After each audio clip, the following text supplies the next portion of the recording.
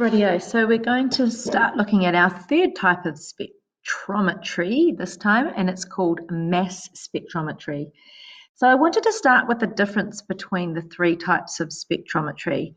In IR and in 13C, you put your sample, your unknown chemical, into the machine, and that sample interacts with either infrared radiation or with some kind of magnet, and that gives you an output that you can then analyze, and you can get your sample back.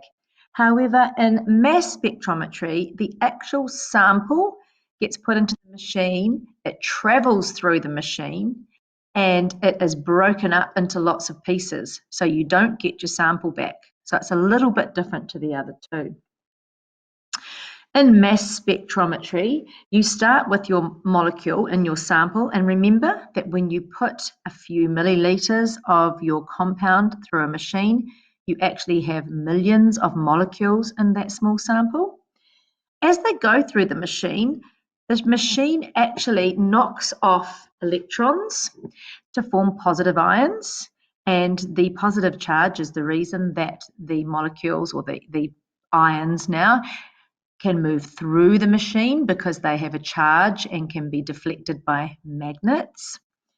It also is quite rough on the sample, and so it breaks the sample up into pieces, and we call these pieces fragments. All these fragments also have a positive charge if they're going to be detected, and from the fragments that pass through this machine, we can get a lot of information about the structure of the original molecule. So the main ideas that we want to take out of mass spectrometry, first of all, we usually start with this one because we can find the molar mass. The second main idea is that we can use the fragments to give us more evidence for our analysis and our identification of our unknown. Lastly, it actually allows us to give a positive pattern for chlorine and bromine. So that's going to help you with your infrared spectrum as well. Let's just take a look now at a typical mass spectrometry peak or spectra.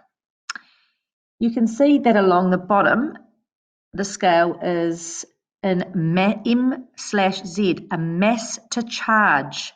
Now, because all of the charges of the bits that we detect are positive, this essentially equals mass. So we're looking at mass from smallest on the left to biggest on the right. We start by looking at the peak on the far right. This is called the molecular ion peak. And if we look at where this is placed on this spectra, it tells us the molar mass of the original compound. Great place to start. If we then look at the highest peak, this is called the base peak. This is going to be a part of the molecule, a fragment, and we should be able to identify that as a further piece of evidence to confirm our answer.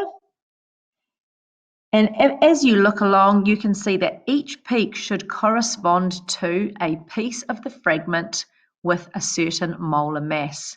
We could technically use any of these peaks to help us with our diagnosis. We're going to look at fragmentation in the next video.